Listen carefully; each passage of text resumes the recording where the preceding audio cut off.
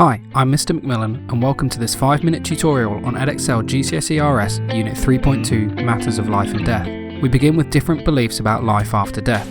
Catholics believe in the immortality of the soul, the idea that each of us has a soul which survives after the death of our body. Catholics believe in judgment, heaven and hell. All people face a judgment at death which determines whether they go to heaven or hell. Catholics believe in the salvation and the forgiveness of sins. Jesus' death offers forgiveness of sins to all who repent and believe. Catholics believe in the resurrection of the body. When Christ comes again, the living and the dead will be given a new spiritual body. And Catholics believe in the purification of purgatory. Those who go to heaven must have all sin and impurity removed, which happens in purgatory. Some non-religious people believe in life after death. Reasons for this include 1. The claims of those who have had near-death experiences and claim to have had direct contact with the afterlife. 2. The evidence for the spirit world through the testimony of those who have had contact with the dead, for example, mediums. And 3. Claims for reincarnation, where some people claim to have knowledge of previous lives that they have lived. Some people do not believe in life after death. This may be because they believe that there is a lack of evidence, or that the evidence offered, such as the Bible or reincarnation for example, are not convincing enough. They may also believe in materialism, which is the idea that only things which are physical can be said to exist, so there can be no life after the death of the body. Or they may be atheists, in which case they do not believe in the idea of heaven, hell, or any other sort of afterlife. What is abortion and what are the different attitudes to it? The word abortion refers to the deliberate termination of a fetus. In the UK, an abortion is legal if two doctors agree that it can be justified for one of the reasons given in the 1967 Act, when it was made legal.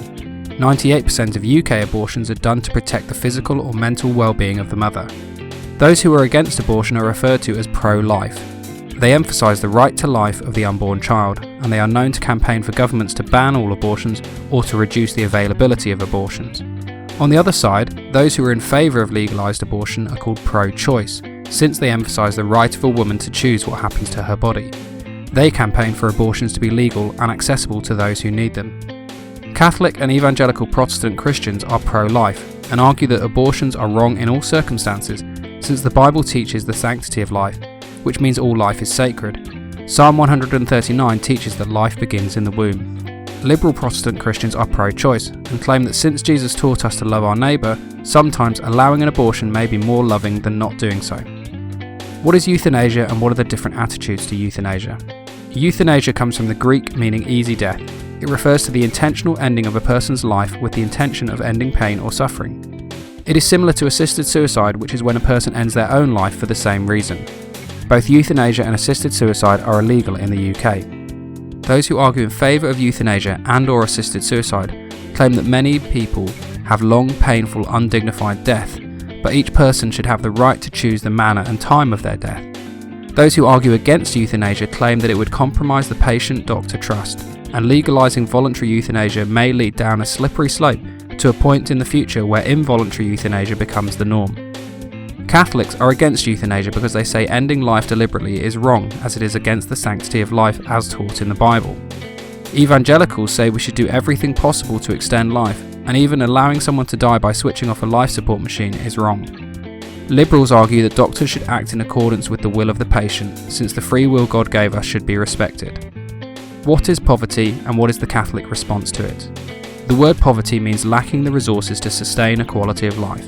There are two categories of poverty. Absolute poverty refers to those who lack the most basic human needs. Relative poverty refers to those who are poor in comparison to those within their community.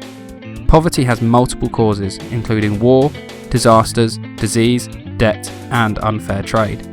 CAFOD, which stands for the Catholic Agency for Overseas Development, is a Catholic organisation which tries to relieve poverty in the developing world. How do they help relieve poverty? They concentrate on sustainable development projects, short-term disaster response and relief, as well as education and lobbying governments to change the laws. Why do they try to relieve poverty? Jesus taught that we should love our neighbour, including feeding the hungry, clothing the naked. The Church teaches that faith is active through love. The concept of stewardship means that Christians are called to look after creation. Thanks for watching. I've been Mr. McMillan. Don't forget you can also download an audio version of all my videos from iTunes.